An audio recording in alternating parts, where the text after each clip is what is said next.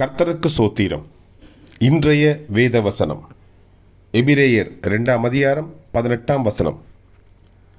ஆதலால் அவர் தாமே சோதிக்கப்பட்டு பாடுபட்டதினாலே அவர் சோதிக்கப்படுகிறவர்களுக்கு உதவி செய்ய வல்லவராயிருக்கிறார். ஆமென். எபிரேயர் 2:18. ஆதலால் அவர் தாமே சோதிக்கப்பட்டு பாடுபட்டதினாலே அவர் சோதிக்கப்படுகிறவர்களுக்கு உதவி செய்ய வல்லவராயிருக்கிறார். ஆமென்.